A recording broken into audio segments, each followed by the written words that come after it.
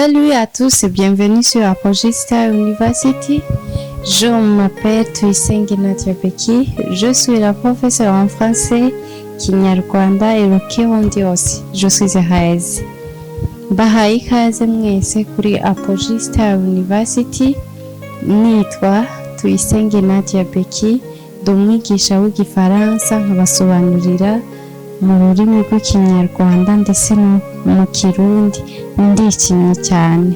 Aujourd'hui, nous allons voir ensemble les couleurs possibles en kinyarwanda et je vais vous expliquer en français.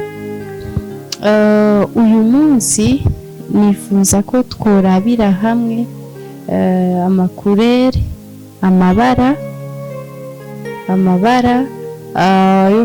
ashoboka mu kinyarwanda nkayabasobanurira mu gifaransa.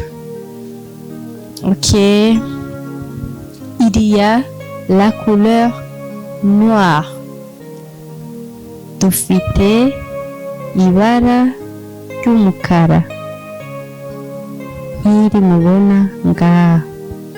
Il y a deuxièmement, il y a la couleur blanc. Dufite ibara ry'umweru iri mubona ngaha.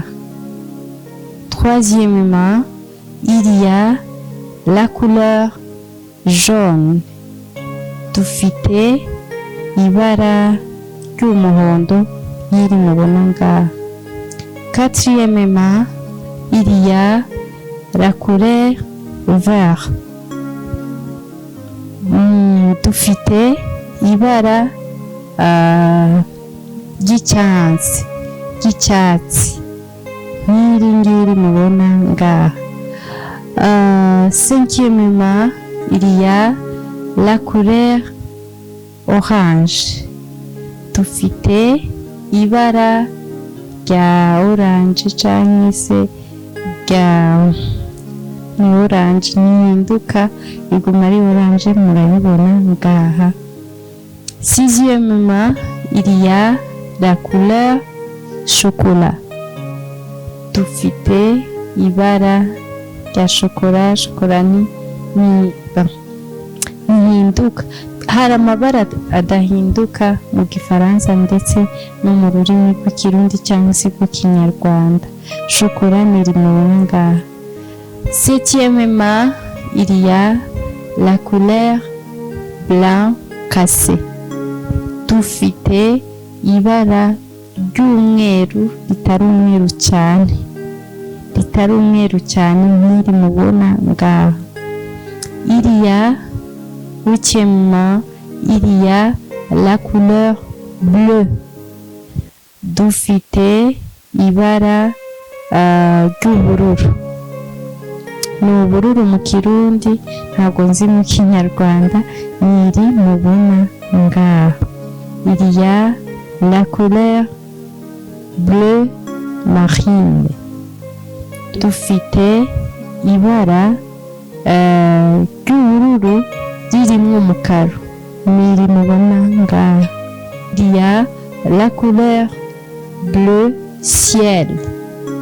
Dufite ibara ry'ubururu ririmo akantu k'umweru gashanze niri mubona ngaha. Il y a la couleur gris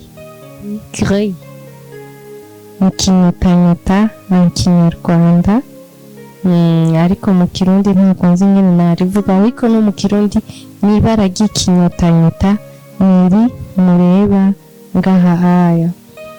Il y a la couleur rouge. Dufite ibara ry'umutuku niri mubona ngaha. La couleur rouge bordeaux. Dufite ibara ry'umutuku utazize ukeyutse niyo twita rouge bordeaux. Ni iyi ngiyi muri kubona ngaha. Il y a la couleur rose. La couleur rose, la couleur rose. Dufite ibara ry'iroza, ni roza, murayibona ngaha, rose pour les filles. Murazi nyine bavuga amabara ngo twebwe abakobwa ngo ibara ryacu ni rose. Muca mubibona. Il y a la couleur vert militaire. Il y a la couleur vert militaire. Dufite ibara ry'icyatsi ariko gikeyutse. Ngiyi ni mubona ngaha. Vert militaire baba bashatse kuvuga ziriya z'abasirikare. Hari amabara ijya niyo vert militaire najya amabara y'abasirikare zijya teni zabo. Il y a la couleur vert militaire. Ni iyi ngiyi mubona ngaha. 15 couleurs possibles en français et j'ai déjà vous expliqué en Kirundi ou en Kinyarwanda. Nari kubabwira ati naya amabara ashoboka kandi dukunda gukoresha mu buzima bwa misi yose. Naya mabara mbonye ashobora kubagirira umumaro, mbese n'inunguka yandi nzajya nyabohereza kuko ndabakunda cyane. Et si vous aimez cette vidéo, cliquez sur s'abonner, j'aime, partage et les commentaires aussi. Niba ukunze iyi video dushigikire mu gukora s'abonner, mu gukora like, j'aime ndetse na comment et commentaire. Ni ingenzi cyane. Au revoir.